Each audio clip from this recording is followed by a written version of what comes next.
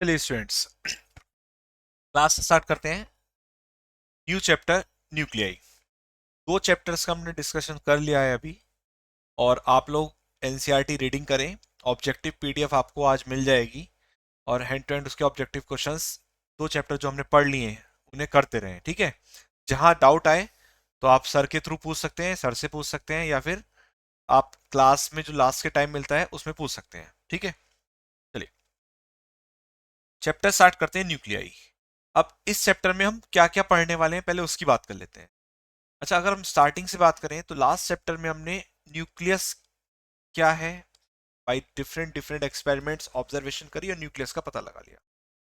अब हम जब हम किसी चीज का पता लगा लेते हैं तो सबसे पहले उसकी एक तरीके से कह सकते हैं नामकरण होता है। तो यहाँ पर भी हम कुछ बेसिक डेफिनेशंस पढ़ेंगे जो आपने काफी मतलब पढ़ रखी है सब ये केमिस्ट्री में। तो सबसे पहले आते हैं न्यूक्लियॉन्स। क्या आती है सबसे पहली डेफिनेशन? न्यूक्लियॉन्स। तो इसमें आता है आपका protons and neutrons which are present which are present in the nuclei of atoms are collectively known as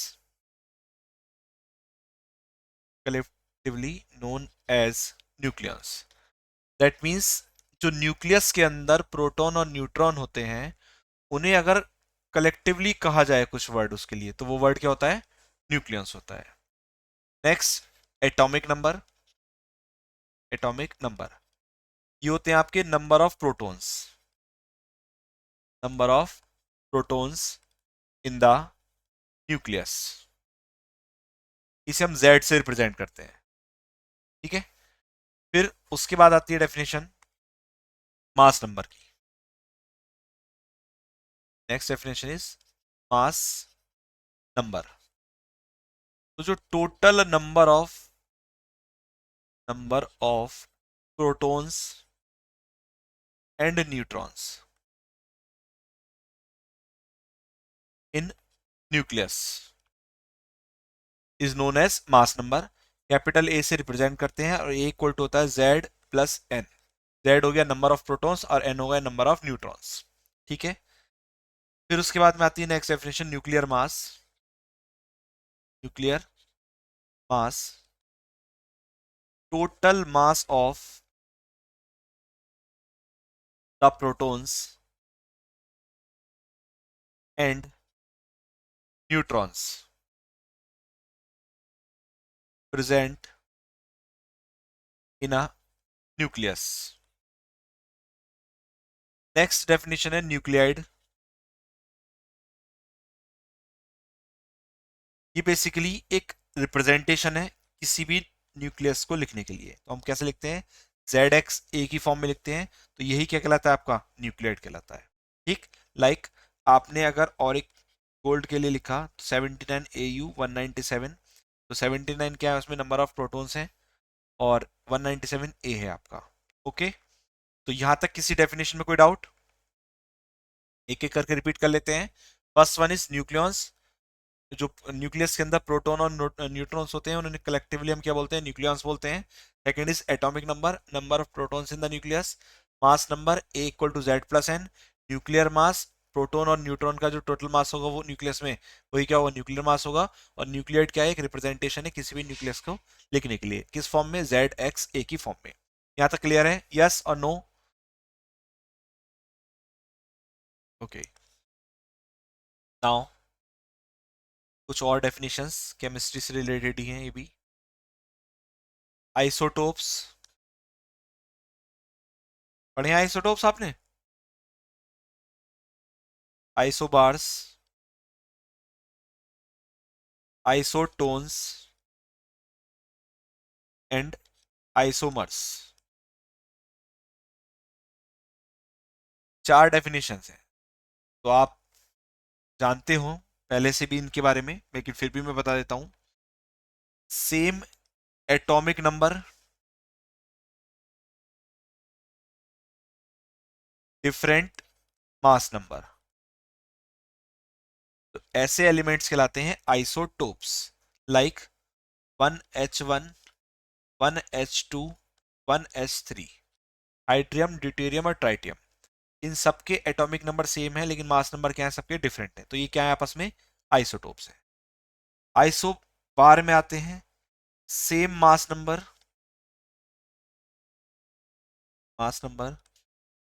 different atomic number, like 1H3 and 2He3।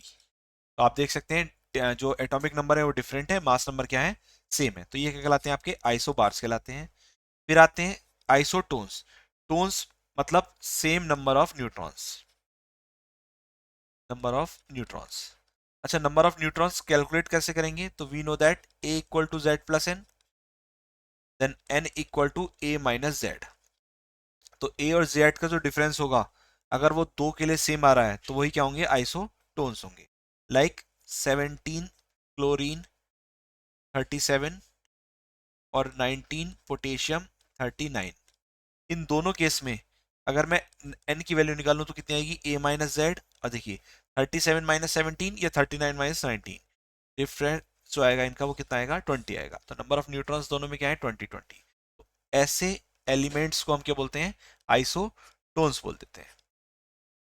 Sir ये कोई रेडमी 91 ऐड हो रहा है, ऐड करें इसे, नहीं करें, बार बार रिक्वेस्ट आ रही है।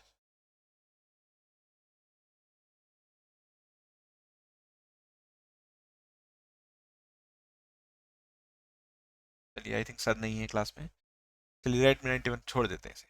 तो तीन डेफिनेशन क्लियर हुई, isotopes same atomic number different mass number, isobar same mass number different atomic number, isotone same number of neutron. अब बचते हैं आइसोमर। आइसोमर के केस में सेम एटॉमिक नंबर रहेगा, सेम मास नंबर रहेगा,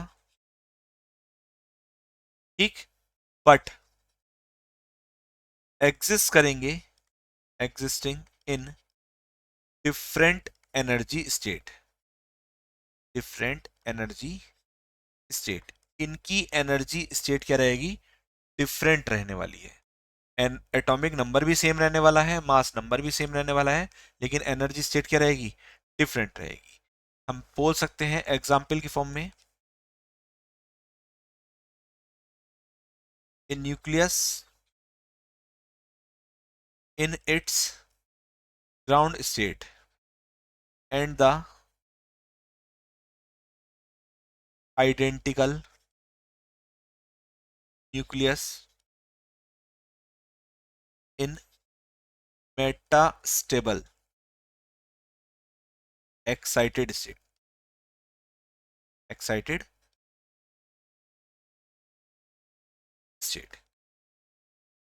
तो ये किसके एग्जाम्पल्स होंगे, आपके आइसोमर्स के एग्जाम्पल। यहां तक किसी डेफिनेशन में कोई प्रॉब्लम, ये डेफिनेशन समझ में आई। पहली डेफिनेशन आइसोटोप, फिर आइसोबार, फिर आइसोटोन और isomer. Isotope same atomic number different mass number, isobar same mass number different atomic number, और फिर उसके बाद में isotones same number of neutrons, और isomers same atomic number same mass number, but existing in different energy state. Is it clear, yes और no, यहां तक समझ में आया। बेसिक डेफिनेशन से ऑलमोस्ट सारी डेफिनेशन आपने केमिस्ट्री में पढ़ रखी होंगी, आई थिंक सबने पढ़ रखी है ना।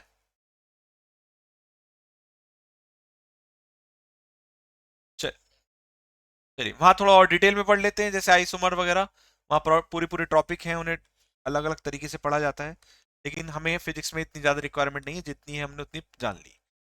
अब कुछ बेसिक टर्म्स हैं, जैसे आपको पता होना चाहिए एटॉमिक मास यूनिट क्या होता है। एटॉमिक मास यूनिट जनरली ये होता है, it is defined as 1/12 of the actual mass of C12 atom, that is 1 AMU equal 1/12 multiplied by mass of C12 carbon 12 atom. और मास ऑफ कार्बन 12 होता है 1.992678 multiplied by 10 raised to power minus 26. After solving this, 1 AMU equal 1.660565 multiplied by 10 power minus 27 kg. अगर आपको इस result को याद रखना है तो आप राउंड फिगर में भी याद रख सकते हैं, that is 1.66 into 10 power minus 27 kg। और ये round figure he mass of, अगर आपको याद हो तो किसका मास होता है ये, इलेक्ट्रॉन का, प्रोटॉन का, बताइए जल्दी से बताएं। इलेक्ट्रॉन का मास कितना होता है, हाँ प्रोटॉन का 9, इलेक्ट्रॉन का कितना होता है 9.1 इंटू 10 पावर माइनस 31 kg। चलिए प्रोटॉन का आगे बढ़ते हैं इसके बाद में। फिर हम बात करते हैं किसकी, कुछ नोट पॉइंट्स हैं ये ऑब्जेक्टिव में और न्यूमेरिकल सॉल्व करने के लिए, ये डेटा है कुछ, ये डायरेक्ट पूछा जाता है, जैसे mass of electron, mass of proton और मास ऑफ न्यूट्रॉन। केजी में तो आप जानते हैं, लेकिन एएमयू में पूछा जाता है तो याद रखेंगे, मैं लिख देता हूं यहाँ पर 0.00055 एएमयू, यह आएगा 1.0073 एएमयू, यह आएगा 1.0086 एएमयू, ठीक है। और मास ऑफ हाइड्रोजन एटम आएगा, that is mass of proton plus mass of electron, single electron single proton, जब जोड़ेंगे तो 1.0078 एएमयू, ठीक। ये जो एटॉमिक मास यूनिट है, एटॉमिक मास जो है वो एक डिवाइस होती है जिसे बोलते हैं मास स्पेक्ट्रोमीटर, इसकी हेल्प से मेजर करा जाता है। तो ये ऑब्जेक्टिव के क्वेश्चन है, हाउ टू कैलकुलेट, मतलब by which device we can calculate atomic mass, तो आंसर है उसका मास स्पेक्ट्रोमीटर। और ये न्यूमेरिकल सॉल्व कराने में काम आएंगे, क्योंकि न्यूमेरिकल में जो डेटा गिवन होगा वो एएमयू में गिवन होगा, तो वहां पर आप कन्वर्ट करने ना बैठे कि भाई आप केजी को एएमयू में कन्वर्ट कर रहे हैं, तो उसमें समय वेस्ट ना करें, इसलिए इस डेटा को पहले से आप याद करते चलें, ठीक है। चलिए इसके बाद करते हैं इलेक्ट्रॉन वोल्ट, बेसिक यूनिट जो यहाँ यूज होगी, इसके बारे में हम पहले भी पढ़ चुके हैं, that is 1 electron volt equal कितने जूल होते हैं, कोई बताएगा 1 इलेक्ट्रॉन वोल्ट में कितने जूल होते हैं, ये मैंने पहले भी बताया था, हाउ मच जूल, जल्दी से बताएं,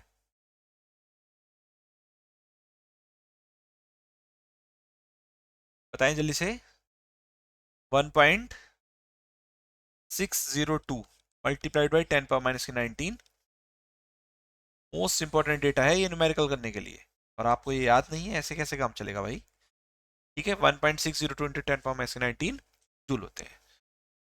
एक क्वेश्चन बताता हूं और आपको जानकर खुशी होगी, ये क्वेश्चन आपका नीट के एग्जाम में आया था, और किस टाइम आया था, जिस समय कोविड चल रहा था उस समय आया था, ठीक है।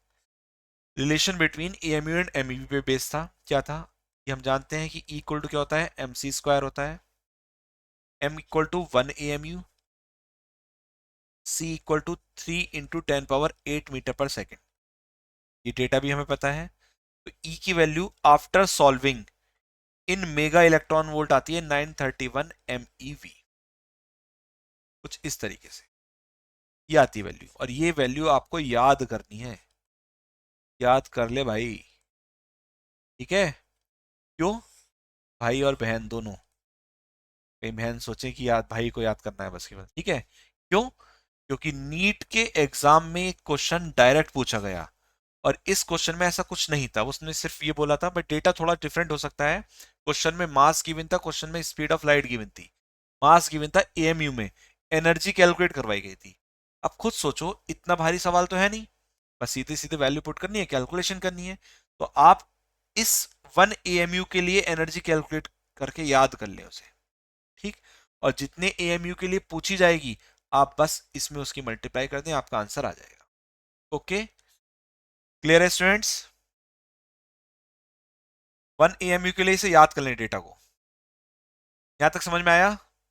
अभय, आकांक्षा, अनुपमा, स्मित, आयुषी और दिव्यांशी, हेमंत, प्रखर, पूर्णिमा, रियाता, चलिए बहुत बढ़िया, आपके नाम लेने पड़ते हैं तब आपकी शक्तियां जागृत होती हैं, तब आप बोलते हैं, इससे पहले तो आप शांत बैठ के, ऐसे होता है, ऐसा लग रहा है जैसे लिहाफ के अंदर बैठे हो आराम से, और बस की मुंह भी खोलेंगे तो ठंड लग जाएगी। चलिए कोई नहीं, देखिए ध्यान से। अब हम बात करते हैं किसकी, न्यूक्लियर साइज की। न्यूक्लियर साइज, एक नंबर का ऑब्जेक्टिव या दो नंबर का न्यूमेरिकल 100% बोर्ड एग्जाम में आएगा। ठीक है, ऐसी फीलिंग मुझे आ रही है। अब ये जो मुझे फीलिंग आ रही है तो समझ लीजिए हो सकता है कि 99% 100% पेपर में आ जाए। कैसे आएगा वो समझ लीजिए। जो वॉल्यूम ऑफ न्यूक्लियस होता है, वॉल्यूम ऑफ न्यूक्लियस वो डायरेक्टली प्रोपोर्शनल होता है उसके मास नंबर के, दैट इज ए के। और वॉल्यूम न्यूक्लियस अगर बात करें तो डिफरेंट थ्योरीज हमने पढ़ी और उससे फाइनल कंक्लूजन ये निकला कि वो स्फीयर की फॉर्म में होता है और स्फीयर का वॉल्यूम वॉल्यूम कितना होता है 4/3 pi R cube, that is proportional to A. अच्छा, ये प्रोपोर्शनैलिटी कॉन्स्टेंट्स में ही मर्ज हो जाएंगे, 4 3 पाई सब कॉन्स्टेंट्स हैं, तो आर प्रोपोर्शनल आ जाएगा a⁻1/3 के। और इतिहास गवाह है कि जब जब प्रोपोर्शनल साइन हटा है तब तब एक कांस्टेंट आया है, और वो कांस्टेंट यहाँ पर क्या आने वाला है, r0 a⁻1/3। By different different experiments r0 की वैल्यू कैलकुलेट करके आई 1.2 fm। आपके अलग अलग एक्सपेरिमेंट्स करेगा तो ऑन एवरेज न्यूमेरिकल पर्पज से r0 की वैल्यू कितनी मानी गई, 1.2 fm मानी गई, फर्मी मीटर। ठीक है, तो ये न्यूक्लियर साइज से रिलेटेड फॉर्मूला है जिसमें रेडियस ऑफ न्यूक्लियस और r0 कांस्टेंट है जिसकी वैल्यू कितनी है, 1.2 fm है, और a क्या है, मास नंबर है। अब क्वेश्चन कैसे बनेगा, क्वेश्चन कहेगा आपके पास एक एलिमेंट है जिसका मास नंबर ये है, ठीक, उसके करस्पॉन्ड रेडियस इतनी है। अब अनदर एलिमेंट जिसका मास नंबर ये है तो उसके करस्पॉन्ड रेडियस निकालो, तो आप r1 मानेंगे, a1 मानेंगे, r2 मानेंगे और a2 मानेंगे। ठीक, दोनों को डिवाइड कर लेंगे, जो डेटा पूछा होगा उसके अकॉर्डिंग सॉल्व कर लेंगे 1/3। अच्छा, एक चीज और याद रखेंगे, अगर जो 1/3 में है या तो उसमें कुछ ऐसी वैल्यू आएगी, that is 2, root of 8 equal to 2। अगर कोई ऐसी वैल्यू आ रही है जिसका क्यूब रूट निकालना बहुत ज्यादा आसान नहीं है, शब्दों पे ध्यान देना मेरे, मैंने ये कहा कि अगर मास नंबर की वैल्यू कुछ इस तरीके से दे रखी है कि जिसका क्यूब रूट निकालना बहुत ज्यादा आसान नहीं है, तो आप उसे 1/3 की फॉर्म में ही छोड़ के जाएं आंसर को, आपको फुल मार्क्स मिलेंगे अकॉर्डिंग टू बोर्ड। अगर वो वैल्यू इस तरीके से दे दी 8⁻1/3 और आप कह रहे हैं कि यार ये मुझसे तो ये भी नहीं निकलेगा, तो आपके नंबर 100% कटेंगे। ठीक है, तो जो डेटा इजी से इजीली कैलकुलेट हो जाए, न्यूमेरिकल में वहां तक कैलकुलेशन करनी है जहां तक इजीली कैलकुलेट कर लो। आप वहां पर ये ना डिमांड करें कि भाई मुझे साइंटिफिक कैलकुलेटर चाहिए कैलकुलेशन करने के लिए, या मुझे लॉग टेबल चाहिए, ये कुछ नहीं। फिजिक्स में इसका ऐसा कोई इंपॉर्टेंट रोल नहीं है। आपको फिजिक्स में केवल वही न्यूमेरिकल सॉल्व करना है, उसकी वैल्यू निकालनी है फाइनल, जहां तक आप इजी वे में उसे बेसिक एल्जेब्रा से सॉल्व कर सकते हैं। ओके, यहां तक क्लियर हुआ सबको? यस, बाकी बच्चे ठंड लग रही है क्या? जोर से बोलो। Yes sir. अरे नो सर बोल रहे हो? अरे क्लियर हुआ? चलिए, बहुत बढ़िया। अब जो मैं टॉपिक बताने वाला हूं इससे भी एक ऑब्जेक्टिव बनता है, न्यूक्लियर डेंसिटी, और वो ऑब्जेक्टिव क्या बनता है मैं आपको वो भी बता दूंगा अभी हाथों हाथ। ठीक है, देखिए ध्यान से। अच्छा, डेंसिटी की बात करें तो आप मुझे बताएंगे डेंसिटी इक्वल टू क्या होता है, व्हाट इज डेंसिटी? चलिए, एक आंसर आया मेरे पास, मास बाय वॉल्यूम। और कोई बताएगा?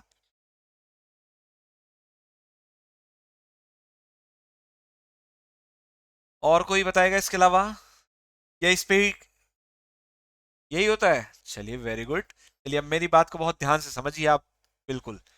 चलिए, एक सवाल का जवाब और दीजिए। अगर मैं आपसे कहूं चार्ज डेंसिटी, बताइए क्या होता है? क्या होता है चार्ज डेंसिटी?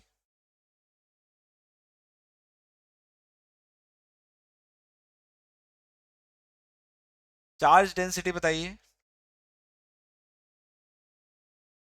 अरे चार्ज डेंसिटी तो पढ़ रखा होगा आप लोगों ने चैप्टर नंबर 1 में फिजिक्स के, क्लास 12th। अभी अभी बचपन की तो बात है, कोई ज्यादा बूढ़े थोड़े हुए हो। नहीं पढ़ा है चार्ज डेंसिटी? चलिए कोई बात नहीं, आपने नहीं पढ़ा है तो मैंने पढ़ा है, मैं बता देता हूं। मैंने पढ़ी है तीन तरीके से। हाँ, चार्ज अपॉन जो भी पूछा जाए उसके अकॉर्डिंग, लीनियर, सरफेस और वॉल्यूम, और that is charge upon length, charge upon area और चार्ज अपॉन वॉल्यूम। अच्छा मुझे एक चीज बताओ स्पेशली, बस एक बात का क्वेश्चन आंसर पूछना है मुझे। मैंने आपसे पूछा डेंसिटी क्या होती है, आपने खट दिन आंसर दिया मास अपॉन वॉल्यूम। और जब मैंने आपसे पूछा चार्ज डेंसिटी क्या होती है, आप सूंघ गया यार, अब तो क्या बोले। उसमें आपने वेट करा कि सर लीनियर पूछेंगे, सरफेस पूछेंगे या फिर वॉल्यूम पूछेंगे, राइट। आपने इस चीज का वेट करा। तो मेरे बच्चों एक चीज का ध्यान रखना, ये आपकी गलती नहीं है, ये एक्चुअली डेटा हमें ही ऐसे पढ़ाया जाता है। जब आपसे पूछा जाए डेंसिटी क्या होती है, तो आप मैटर कितने जोन में है इस तरीके से उसे एलिब्रेट करेंगे। अगर मैं आपसे पूछूं कि मास डेंसिटी क्या होती है, तब आप बोलेंगे that is mass upon volume. अगर मैं आपसे पूछूं चार्ज डेंसिटी क्या होती है, तो आप तीनों में से कोई सा भी आंसर दे दीजिए, तीनों सही माने जाएंगे। रीजन, क्योंकि मैं आपसे स्पेसिफिक नहीं पूछ रहा कि भाई लीनियर बताइए, सरफेस बताइए, वॉल्यूम बताइए। ये मेरे बताने का उद्देश्य ये था कि एग्जामिनर आपको जब प्रैक्टिकल वाइवा लेता है तो ऐसे क्वेश्चंस को पूछकर आपको डिस्ट्रैक्ट करता है। तो आप डिस्ट्रैक्ट ना हो, आप नंबर अच्छे अच्छे लाएं, ठीक है। तो आप इस तरीके से इसे ऑब्जर्व करें। चलिए अभी हमें इसका कोई काम नहीं है, इसे हम हटा देते हैं। हमें क्या कैलकुलेट करनी है, न्यूक्लियर डेंसिटी। तो आप बताएंगे न्यूक्लियर डेंसिटी के लिए क्या फॉर्मूला यूज करूं मैं, बोले जल्दी से। न्यूक्लियर डेंसिटी के लिए क्या फॉर्मूला यूज करें हम,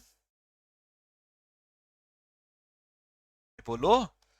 चलिए मैंने कुछ इस तरीके से लिख दिया, तो आप नहीं बोलेंगे, मैं ही बताऊंगा। That is mass of nucleus divided by volume of nucleus. ठीक है, चलिए आगे बढ़ते हैं। मैंने आपसे कहा ए मास नंबर है और average mass of nucleus small M है, तो टोटल मास कितना हो जाएगा एम में। यहाँ पर स्मॉल एम क्या है, एवरेज मास ऑफ न्यूक्लियस, और ए क्या है आपका मास नंबर, आर है आपकी रेडियस ऑफ न्यूक्लियस। देखिए टोटल मास ये हो गया, डिवाइडेड वॉल्यूम क्या होता है 4/3 पाई r क्यूब, राइट। कोई दिक्कत। अच्छा इस r क्यूब की जगह मैं क्या लिख सकता हूं, that is ma divided by 4/3 pi r0 cube a, ऐसे लिख सकते हैं। a से a कैंसिल हो जाएगा, और जो डेंसिटी ऑफ न्यूक्लियस है वो कितनी आ जाएगी आपकी 3m/4 pi r0 cube. Is it clear, ठीक है। अब मेरी बात को बहुत ध्यान से सुने। जब डेंसिटी का फाइनल फॉर्मूला आया तो क्या उसमें मास नंबर था, नहीं है। जब डेंसिटी का फाइनल फॉर्मूला आया तो उसमें मास नंबर है, नहीं है। तो ऑब्जेक्टिव में यही पूछा जाता है, nuclear density is independent from, options दे दिए जाते हैं, मास नंबर, एटॉमिक नंबर और नंबर ऑफ प्रोटॉन्स, इस तरह कुछ भी ऑप्शंस बना देते हैं चार। तो आपको याद रखना है क्या, कि जो न्यूक्लियर डेंसिटी है, nuclear density is independent of mass number A और size of nucleus, size of the nucleus, ठीक। इस चीज पर न्यूक्लियर डेंसिटी डिपेंड नहीं करती। क्लियर है इतना, इज इट क्लियर। जब आप m की वैल्यू 1.67 इंटू 10⁻⁻27 kg रखेंगे, जब आप r0 की वैल्यू 1.2 मल्टीप्लाइड बाई 10⁻⁻15 मीटर रखेंगे, तो उस सिचुएशन में न्यूक्लियस की डेंसिटी आएगी 2.30 मल्टीप्लाइड बाई 10⁻17 kg पर मीटर क्यूब, ये डेंसिटी आएगी। आपको ये डेटा याद नहीं रखना है, आपको याद रखना है बस केवल क्या, ये कितनी पावर पे डिपेंड करता है, दैट इज न्यूक्लियर डेंसिटी। जैसे न्यूक्लियर रेडियस जो होती है वो किस ऑर्डर की होती है, फर्मी ऑर्डर की होती है। इसी तरीके से जो न्यूक्लियर डेंसिटी है वो किस ऑर्डर की होती है, 10⁻17 ऑर्डर की होती है। यहां तक कोई डाउट हो तो पूछिए, समझ में आया तो यस सर बोल दीजिए अनम्यूट करके जल्दी से। सभी बच्चे या फिर सबके नाम लें, तभी शक्ति जागृत होगी आपके अंदर की।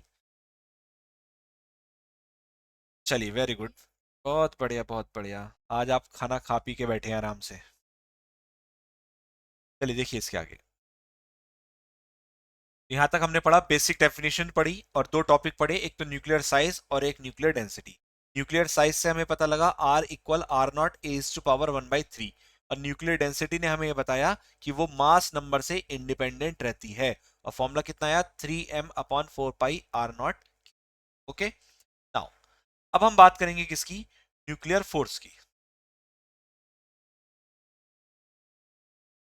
कोई बात नहीं, चलिए इसकी बात करेंगे हम, न्यूक्लियर फोर्स की। अच्छा, आप लोगों ने क्लास 11th के फर्स्ट चैप्टर पढ़ा है नहीं पढ़ा है, बताइए जल्दी से।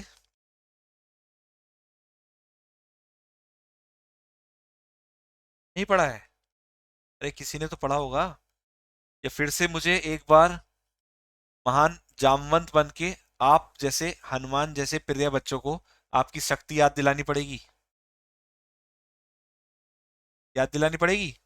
अब मैं कह रहा हूं आपने पढ़ा है, आप कह रहे हैं कि नहीं पढ़ा है।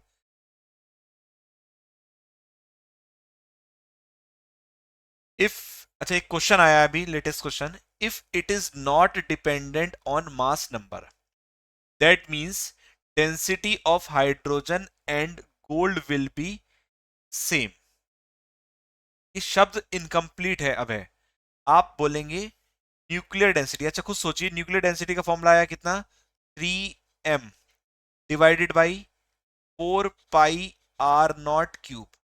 मैं बोल रहा हूं थ्री कांस्टेंट है, मैं बोल रहा हूँ फोर कांस्टेंट है, मैं बोल रहा हूँ पाई कांस्टेंट है, मैं बोल रहा हूँ आर नॉट की वैल्यू भी आप डिफरेंट डिफरेंट एक्सपेरिमेंट से रख सकते हैं। एम को बोला था मैंने average mass of nucleus. Is it clear अब है? तो जो एवरेज मास ऑफ न्यूक्लियस होगा उसके बेस पर होगा, ठीक है। चलिए, हाँ तो हम कहां पर थे, हम थे it is a strong attractive force. अच्छा मैं पूछ रहा था आपसे, क्लास 11th का आपने फर्स्ट चैप्टर पढ़ा है? चलिए कोई बात नहीं, आप भूल गए हैं शायद थोड़ा सा, मैं आपको याद दिला देता हूं। वहां पर चार तरीके के फोर्सेस की बात की जाती है, gravitational force, electrostatic force, strong nuclear force और वीक न्यूक्लियर फोर्स। और स्पेशली उस चैप्टर में, फर्स्ट चैप्टर में एक डेटा याद कराया जाता है, उनका फोर्सेस का रेशियो। क्या याद कराया जाता है, उनका फोर्सेस का रेशियो। तो मैं इतना एक लाइन लिखता हूं, इतना आप जल्दी से सोचिए और उस रेशियो की वैल्यू बताइए कितनी थी। Strong attractive force that binds the proton and neutron together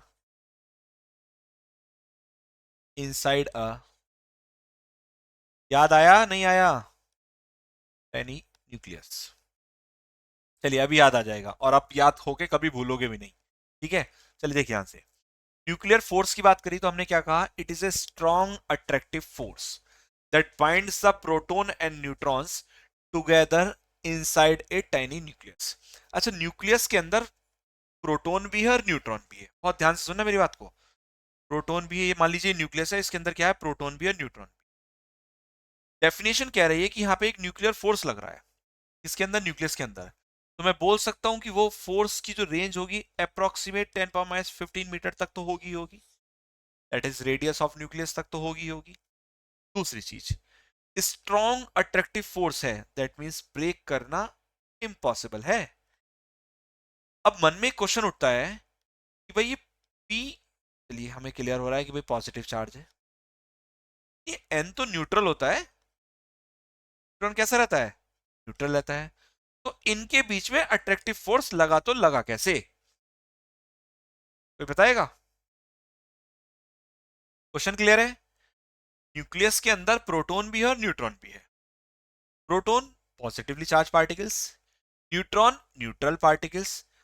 और हम बोल रहे हैं according to condition, nuclear force definition, it is a strong attractive force that binds the proton and neutrons together inside a tiny nucleus. Answer please, bye.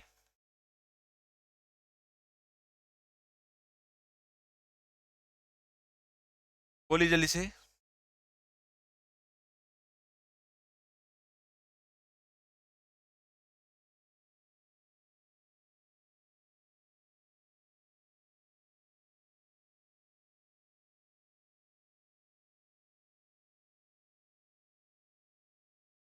The positive and negative charge, यहाँ पे negative charge तो है ही नहीं,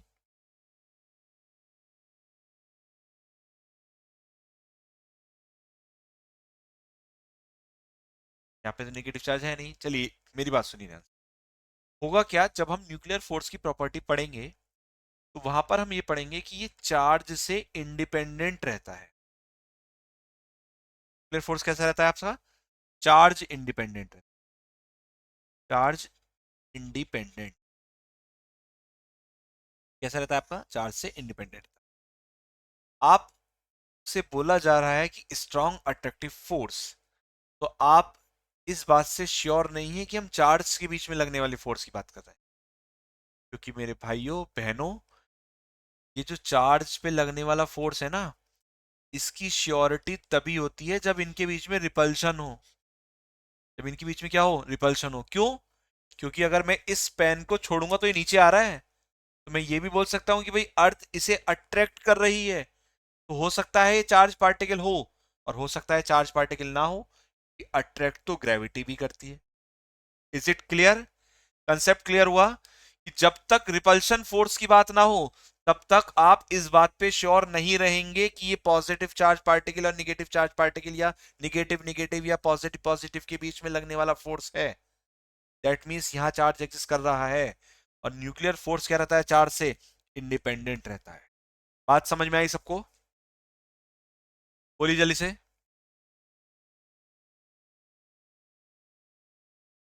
बाकी सबको भी clear है।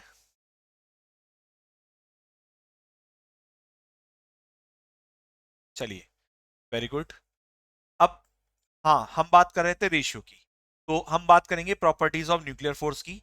एक प्रॉपर्टी मैं आज बताऊंगा, बाकी हम डिटेल में कल पढ़ेंगे। ठीक है, एक प्रॉपर्टी इसलिए बताऊंगा क्योंकि जिससे आपको याद हो जाए, और जो आप भूल गए हैं उसे दोबारा से याद कर लें। ठीक है, फर्स्ट प्रॉपर्टी है strongest interaction, interaction that is F gravitational ratio, F electrostatic ratio, F is equal to 1:10⁻36 10⁻38। क्या ये रेशियो आपने क्लास 11 चैप्टर 1 में पढ़ा था या नहीं, यस और नो, यस और नो। क्लास 11 चैप्टर 1 याद है कुछ,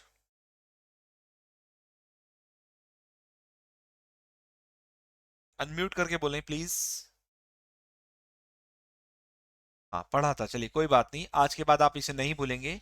इस रेशियो को याद रखने का एक ही तरीका है, ये तरीका है ये, GEN, जनरेशन, ऐसे मान सकते हैं जनरेशन, तो GEN जनरेशन, या जनरल, या जनरल, आप किसी भी तरीके से याद कर सकते हैं इसे। ठीक है, और रेशियो की शुरुआत कहां से होगी, 1:10⁻36 10⁻38, इस तरीके से आप इसे याद रख सकते हैं। तो स्ट्रॉन्गेस्ट इंटर एक्शन जो एग्जिस्ट करा, वो कहां का रहा है, न्यूक्लियर फोर्स की वजह से। ठीक है, यहां तक कोई भी डाउट हो तो प्लीज पूछिए, समझ में आया तो यस सर बोलिए। समझ में आया तक सबको, अभय, आकांक्षा, अनुपमा, आयुषी, दिव्यांश, हेमंत, प्रखर, पूर्णिमा, राजन, चलिए सबको समझ में आया, वेरी गुड। अब मेरी बात को बहुत ध्यान से सुने, मैं आपको एक ऑब्जेक्टिव की बुक PDF अभी प्रोवाइड करा दूंगा बाय सर। ठीक है, आप उस जो चैप्टर हम यहाँ डिस्कस कर रहे हैं उनके क्वेश्चंस करते रहें, ऑब्जेक्टिव में देख के सॉल्यूशन उस बुक से ना ऑब्जर्व करें। और अगर प्रिंट करा सकते हैं तो केवल क्वेश्चन क्वेश्चन प्रिंट करा लें। अगर बुक प्रिंट कराएंगे तो अप्रॉक्स इतने पेजेस हैं, तो इतने पेज प्रिंट कराने का कोई फायदा नहीं, केवल क्वेश्चन क्वेश्चन वाला पोर्शन प्रिंट कराएंगे तो अप्रॉक्सीमेट पूरी बुक में आई थिंक कितने पेजेस प्रिंट होंगे, इतने भी नहीं होंगे, आई थिंक 70 पेजेस अप्रॉक्स जो है आपके प्रिंट होंगे। ठीक है, ऑब्जेक्टिव करते रहें, जो डाउट आया आप मुझसे पूछते रहें। ठीक है, और आई होप कि आपको लेक्चर्स की रिकॉर्डेड वीडियो मिल रही है, यस और नो।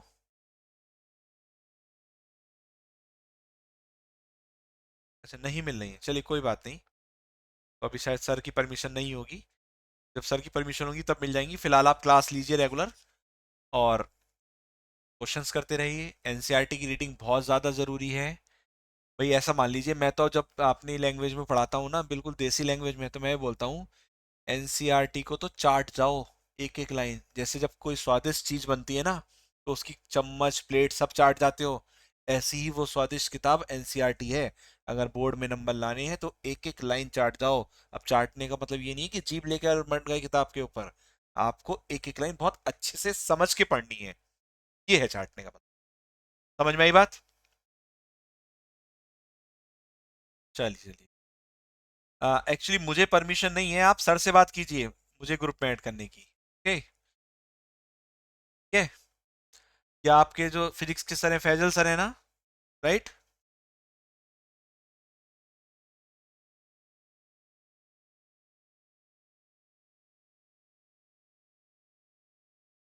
सर आप क्लास में हैं?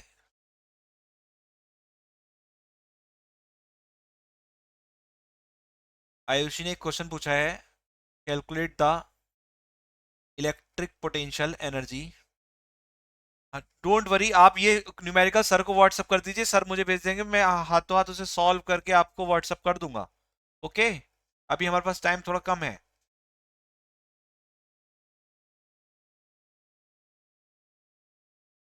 तो सर आप देख लीजिए, अगर परमिशन हो तो आप सर मुझे ऐड कर दीजिए ग्रुप में, मैं डेटा सेंड कर दूंगा, अदरवाइज मैं आपको सेंड कर दूंगा। ओके सर, आप सर से बात कर लीजिए।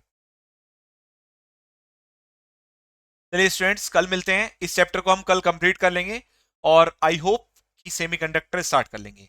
ठीक है। और फिर 4 चैप्टर करने के बाद एक डाउट क्लास लगेगी, जिसमें चारों चैप्टर में जो भी जिसका डाउट होगा उसे डिस्कस किया जाएगा, और फिर हम ऑप्टिक्स स्टार्ट करेंगे। Okay sir, okay. Thank you sir.